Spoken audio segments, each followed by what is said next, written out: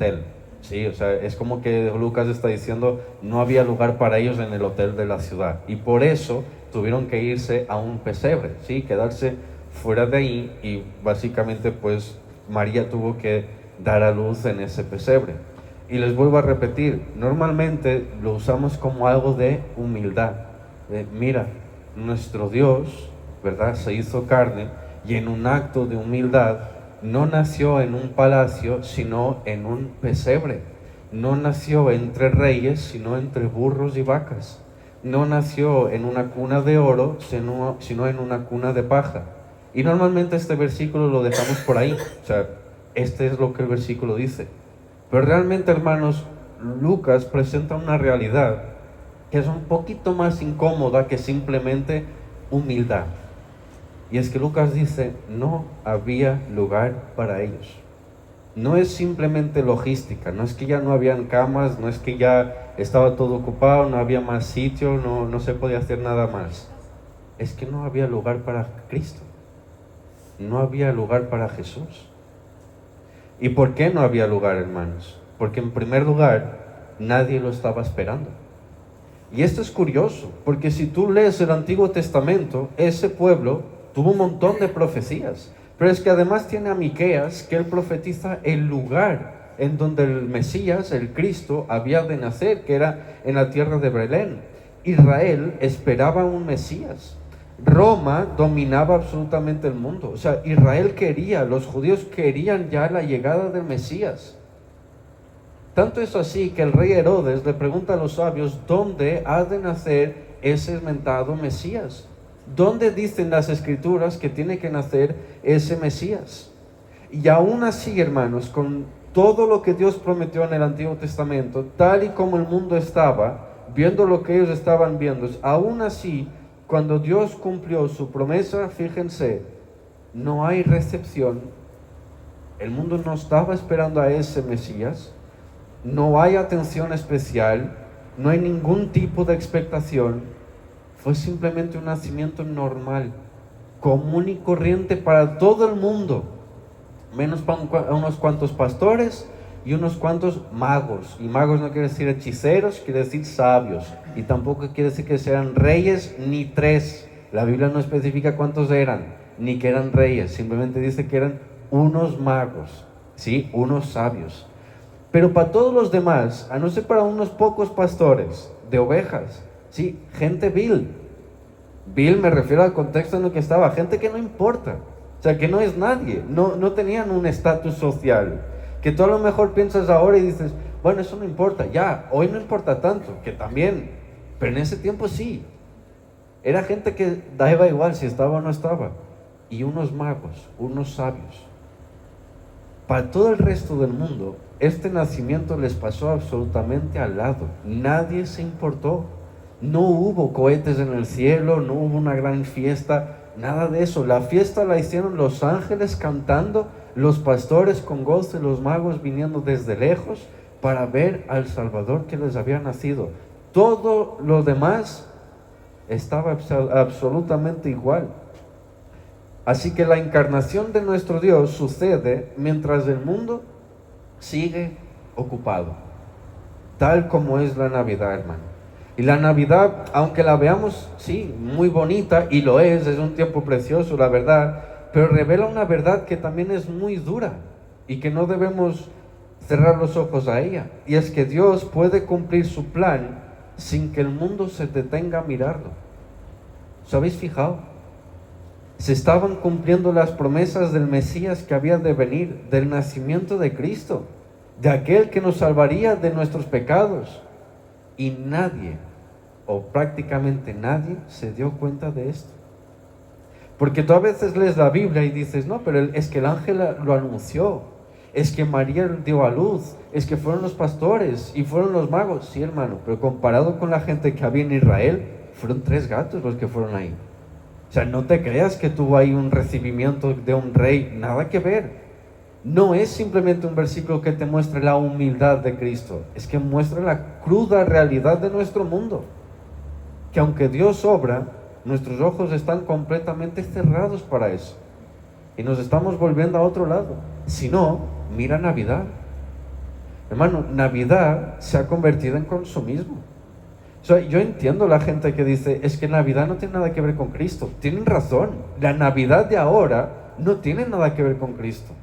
O sea, la Navidad de ahí fuera, la verdad, hermanos, no seamos hipócritas, nadie habla de Cristo ahí fuera. O sea, ves muchas luces, ves muchos árboles, ves muchos regalos, ves mucha cosa. Hay todo está en rebaja, todo está decorado, todo es muy bonito. Ponen un montón de cositas, pero nadie habla de Cristo. Entonces, ese nacimiento no es que sea muy diferente a como lo fue hace 2000 años atrás. Seguimos exactamente igual, a no ser para su iglesia, unos 4 gatos. Porque sí, hermanos, la iglesia no somos muchos. Dentro de un país no somos la mayoría. Nunca fuimos mayoría en ninguna parte. Y así seguirá siendo. A no ser para los 4 gatos que estamos en la iglesia, este día, esta celebración sigue siendo exactamente lo mismo que hace 2000 años atrás. Dios cumple su plan y el mundo ni siquiera se importa. Porque nadie lo estaba esperando. Entonces no hubo lugar para él, no hubo lugar para ellos ahí dentro, no por una cuestión de logística, sino porque a nadie le importaba. Nadie lo estaba esperando, hermanos. En segundo lugar, no había lugar porque Dios no encaja. Y quiero que tengas bien atención en esto. Jesús no nace fuera porque faltaran camas. Porque, hermano, te digo una cosa, espacio para 3 más podrían hacerse. Siempre se puede hacer espacio, siempre. O sea, mira Navidad, en la casa, ¿cuántos somos? A lo mejor somos 4, 5, hay familias que tienen 10, hay otros que van 20, y siempre que llega alguien a última hora, ¿qué se hace? Un espacito al lado, ¿verdad? Un platito ahí, un platito aquí, una sillita en medio, y si no hay silla, se come de pie o en el sofá, y donde caben 2 o 3, cabe uno más o 2 o 3 más, ¿verdad o no? Hermano, los hospitales en el COVID, por ejemplo, tienen una capacidad máxima, pero cuando la alcanzamos, ¿qué hacemos? Una camita más para aquí, una camita más para allá, y ponemos la gente. ¿Por qué? Porque hay espacio. A lo mejor no estamos tan cómodos, a lo mejor tenemos menos espacio para cada uno, pero siempre hay espacio para uno más. O sea, no era por falta de cama realmente, es que Dios ahí no encajaba. Y no encajaba, ¿por qué?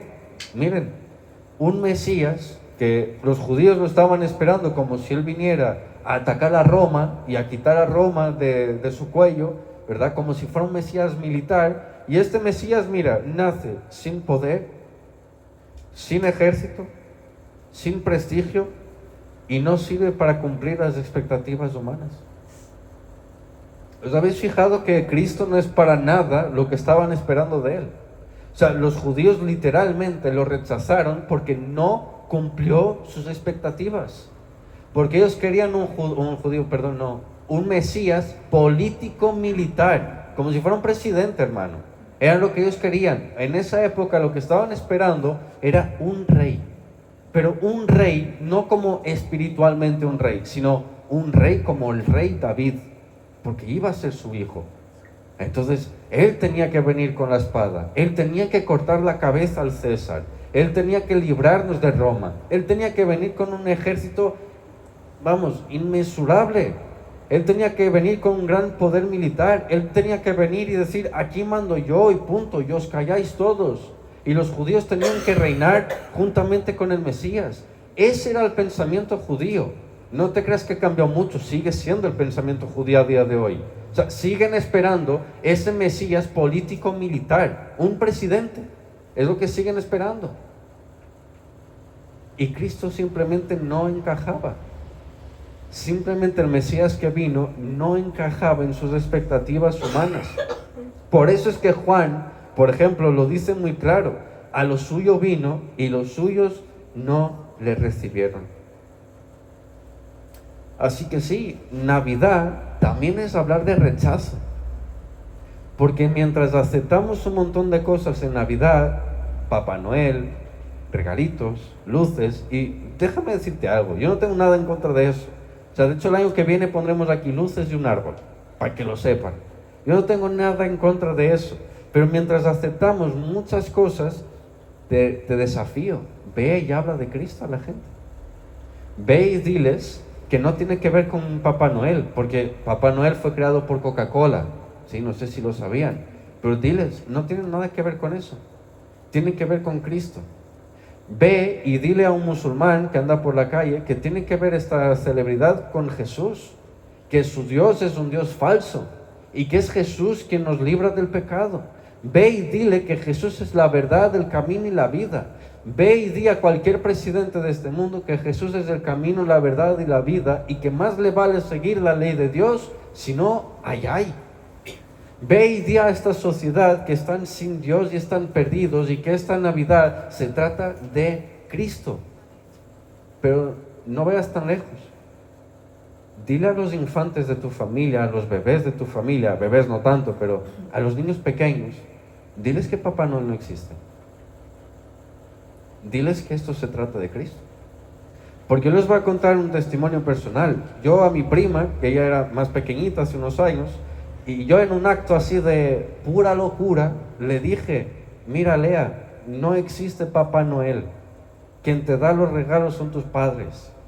Y esto va sobre Jesús, de que Jesús nació. Porque la niña me estaba preguntando sobre Jesús. Tú no veas el escándalo que fue decir a mi prima que Papá Noel no existe.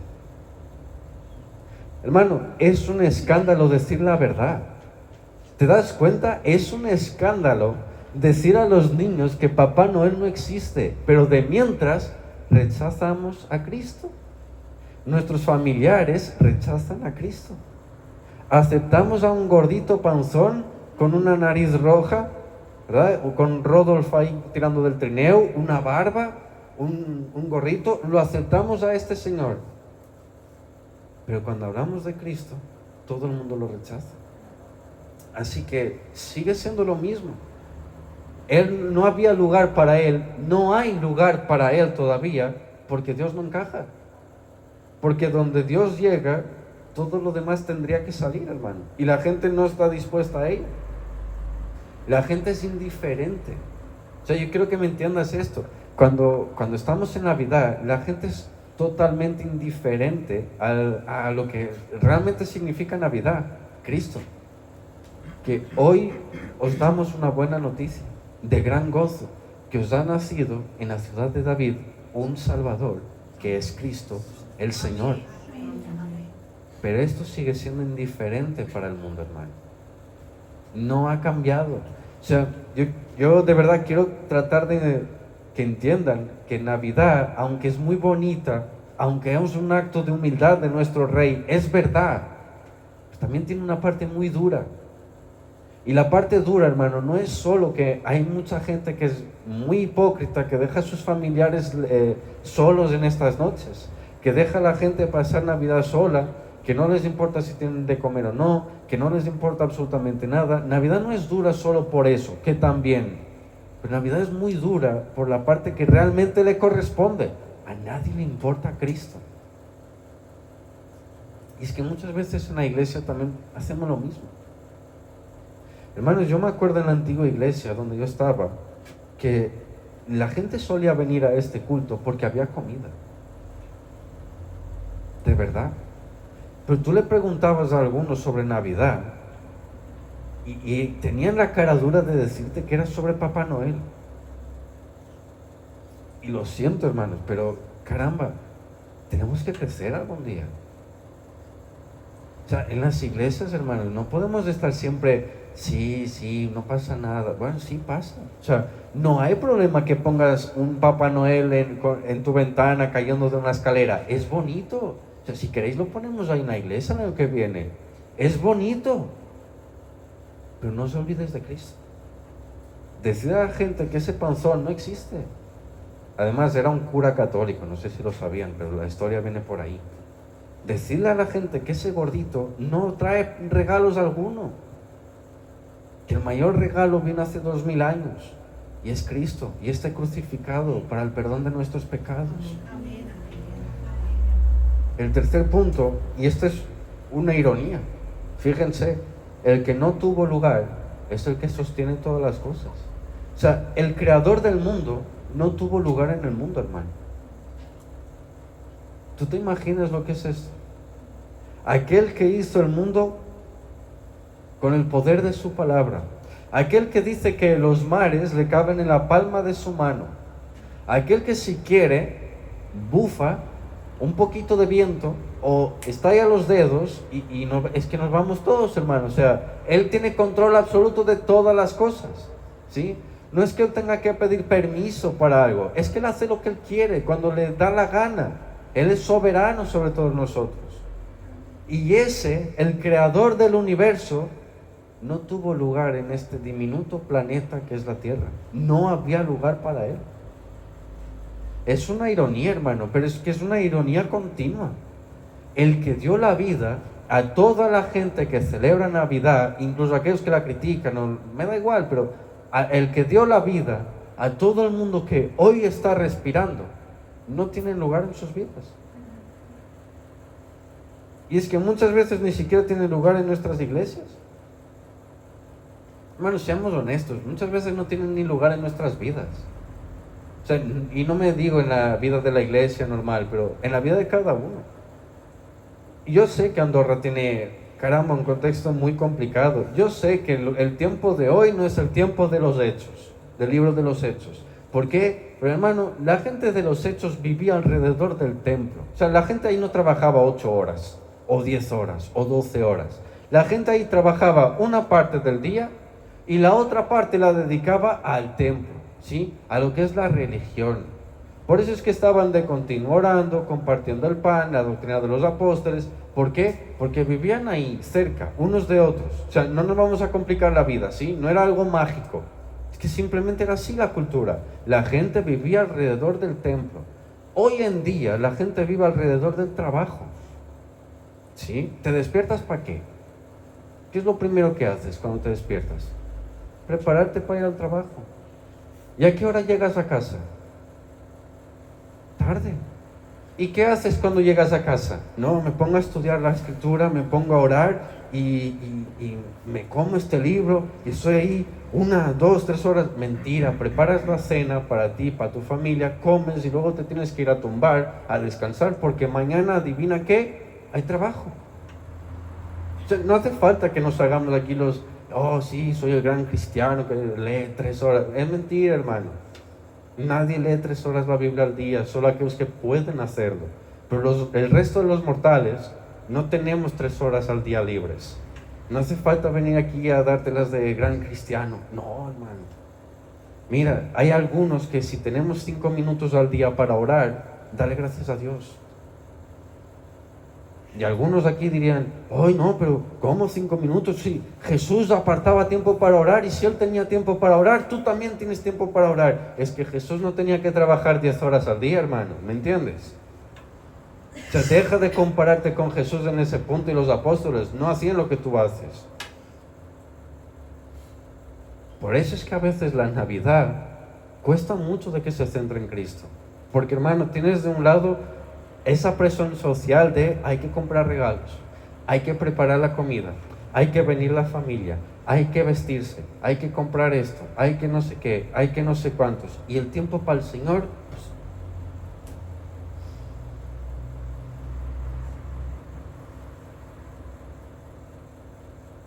así.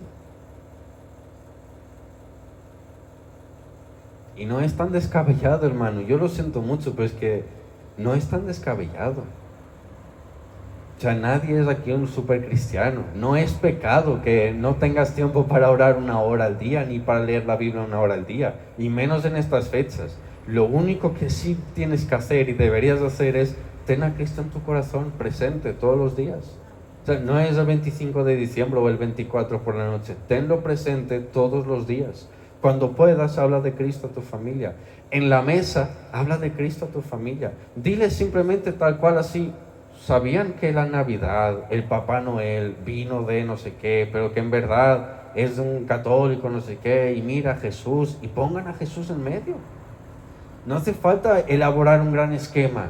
Hablen de Cristo, den a conocer a Cristo, hermano. Y llegamos al último punto, para no tardar mucho más en ello, que es la Navidad sigue haciendo la misma pregunta. Y la pregunta, hermano, no es si tú celebras Navidad o si a ti te gusta Jesús, no es si tú pones un árbol en casa o si te gustan las lucecitas. La Navidad no tiene la pregunta de lo vas a pasar solo con tu familia, vas a volver a ver a tus tíos, primos, sobrinos, no tiene nada que ver con eso. La gran pregunta de la Navidad es, ¿tiene Jesús lugar en tu vida o no? ¿Tiene Jesús un lugar en tu mesa o no? ¿Dónde vas a dejarlo este año? Es lo único que te quiero preguntar. ¿Dónde vas a dejar a Jesús este año en Navidad? Porque Él no es el invitado, Él es el dueño. ¿Sí? ¿Qué harás con el dueño de la Navidad? ¿Lo dejaremos fuera o lo sentaremos a la mesa? ¿Vamos a hacer como que Él no está? ¿Vamos a cerrar nuestros ojos y decir, una Navidad más? ¿O vamos a mostrarlo? Vamos a ser por fin luz y sal en este mundo. Porque hemos cantado que la luz bajó y abrió mis ojos y es tan hermoso. Bien, perfecto, muéstralo a los demás. Muestra esa luz a los demás. Porque Jesús nos dijo, soy sal y luz para este mundo. Y la luz no se pone debajo de la mesa para que no alumbre, sino ahí, bien alto, donde se vea, para que alumbre a todos. Así que en esta Navidad, hermanos, simplemente te quiero animar a que tengas un lugar en tu día, en tu corazón, en tu familia, en la mesa de tu Navidad. Pon a Jesús ahí también. No lo dejes fuera, porque te lo vuelvo a repetir, Él no es el invitado, Él es el dueño de la casa. Amén, hermanos. Vamos entonces a orar.